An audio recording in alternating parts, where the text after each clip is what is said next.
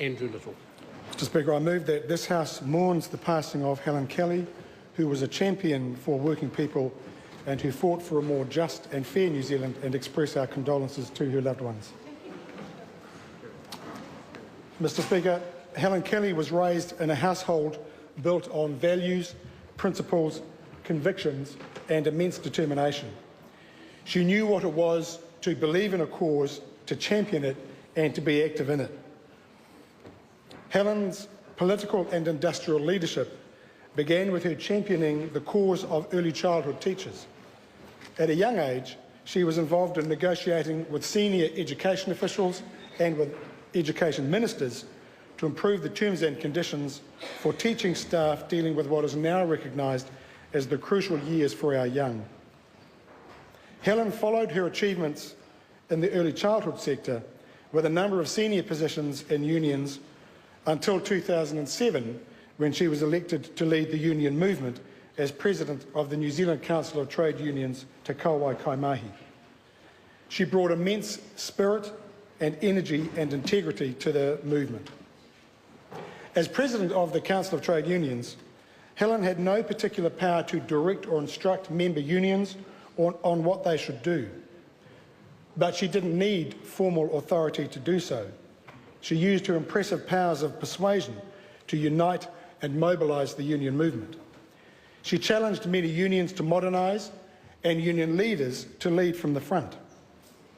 She embroiled herself in disputes when she saw that the weight of her office could make a difference.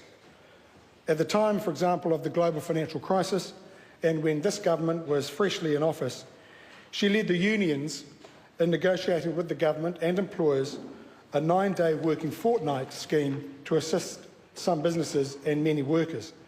And I still vividly recall one Thursday evening sitting in a restaurant on Simon Street at the time of all this, and we were talking about how we could make this 9-day fortnight work, and somebody came out with a brilliant idea, and she said, "Oh, I'll text John."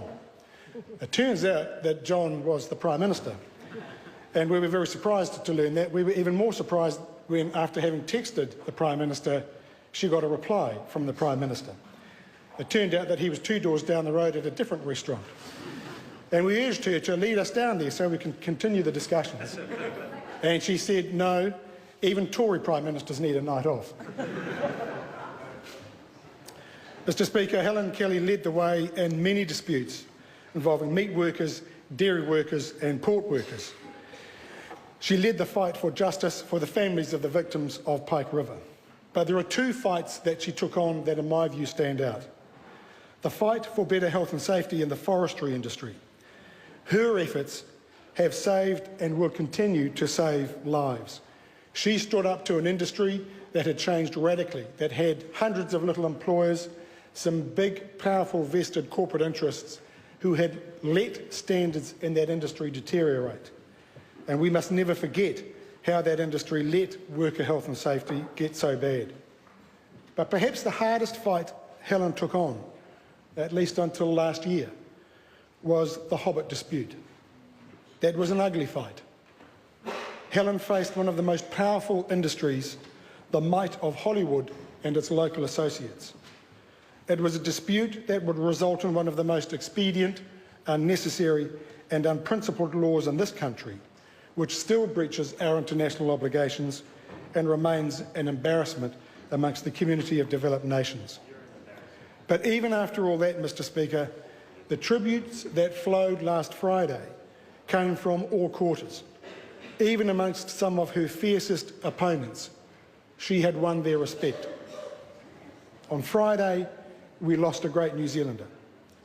Faced with something more uncompromising, more relentless, and in the end, unstoppable, Helen was stopped.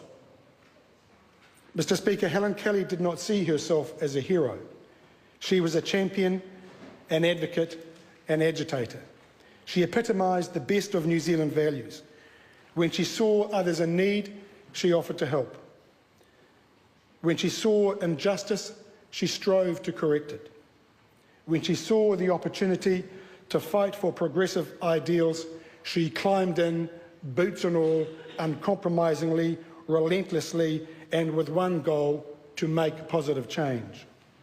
She moved between her roles of union leader, colleague, friend, partner, mother, confidant and agitator effortlessly. Helen stood in no one's shadow, and she will be missed. Speaker. The right. Oh, sorry.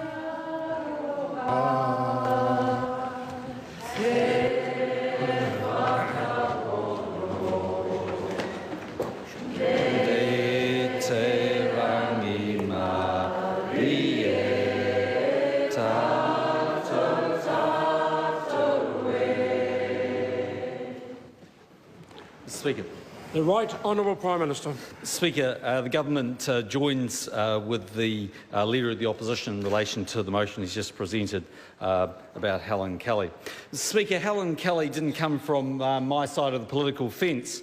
There were on many occasions that I simply didn't agree with her, not the least of being actually her disagreement with the government's view that the law should be changed in relation to the definition of a contractor so movies like The Hobbits could be made in New Zealand.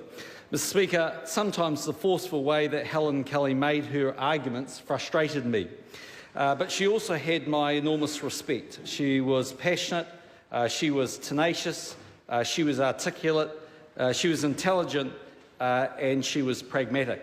Underneath all of that, she had a great sense of humour and was always prepared at least to sit down and have a discussion to see if the rights and interests of New Zealanders could be advanced.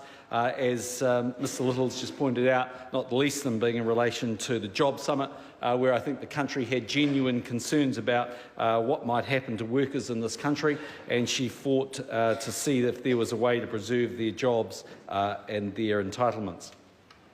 Mr Speaker, Helen Kelly cared passionately about those that she fought for, and she believed in them to the end.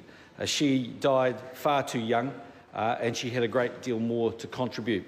I think most people know that Helen Kelly was considering a career in politics. If she hadn't been struck down by such a terrible illness, she would have enjoyed, I think, the opportunity to debate in this House those values and principles that she held so dearly, and we would have enjoyed debating with her. But the truth is, Mr Speaker, that Helen Kelly didn't need an office in the beehive to make a difference to New Zealand. She made that all too easily through the capacity of her arguments and the way that she articulated them. To her family and friends, we pass our deepest condolences. May she rest in peace. Mr Speaker.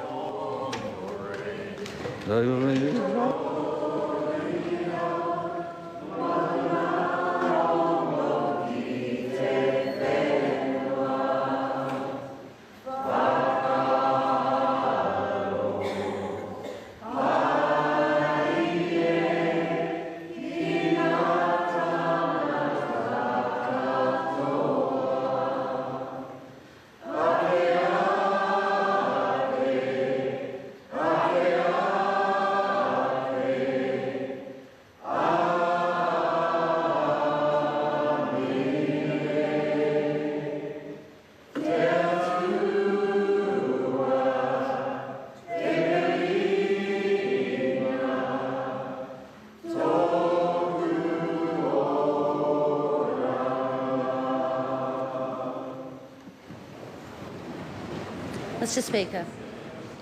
Denise Roach. Thank you, Mr Speaker. I rise to honour Helen Kelly, and the Greens join with others across this House in mourning her loss and offering our condolences to her husband Steve, and to her son Dylan, to her wider family and her colleagues and her many, many friends. I've worked with Helen a lot over the last 5 years as spokesperson for the industrial relations role for the Greens, but I first met Helen socially. I think it was when she was the General Secretary of the Association of University Staff, now the TEU. She was in the early days of her relationship with her husband, and she used to visit our farm, our vineyard, quite regularly. Now, others have talked about her fierce intellect, and I can attest that she was still able to win an argument after a long night of wine tasting.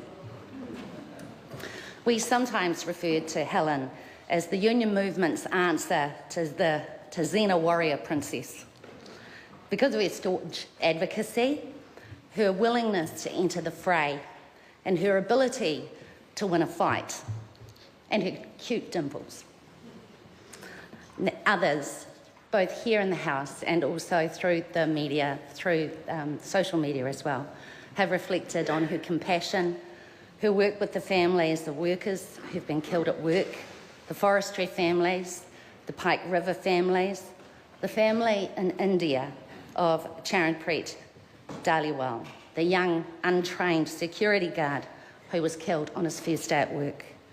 There's no doubt that Helen's campaigns for justice for these families gave them some relief.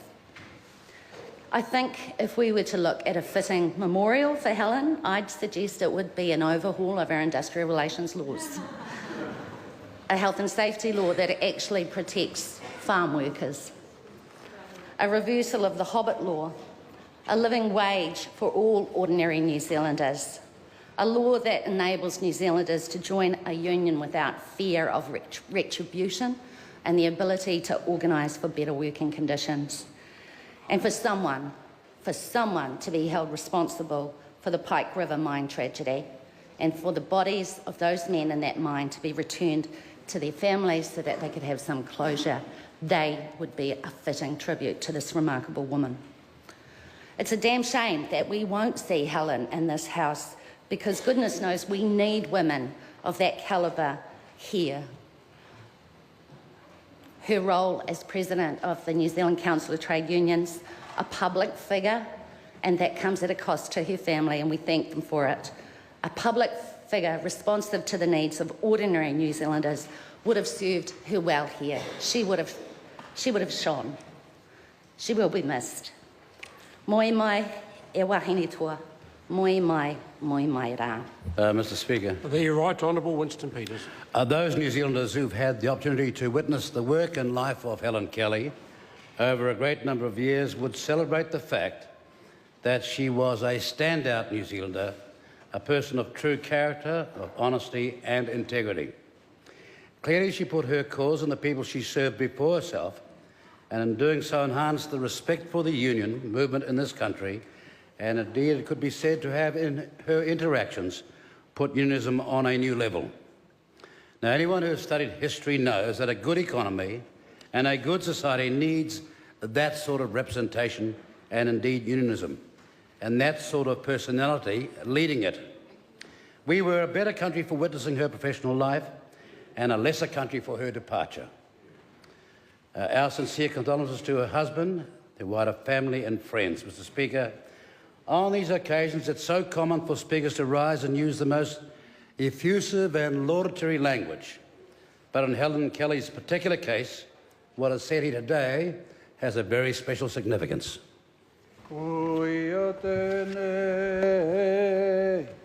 Te mone hutanga te whakapua ki te arataroa.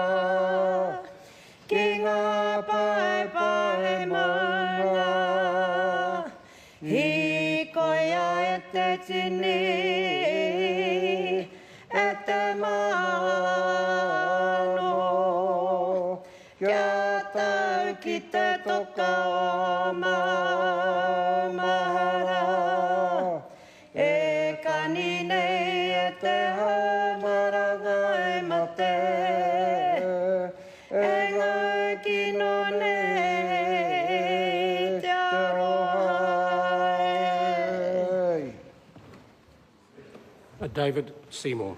I rise on behalf of the ACT Party to join with other leaders in tributing somebody in Helen Kelly who was fierce yet dignified, brilliant yet humble, and spent her life with a deep and compassionate devotion to the service of others. Our regards and thoughts with her family. May she rest in peace.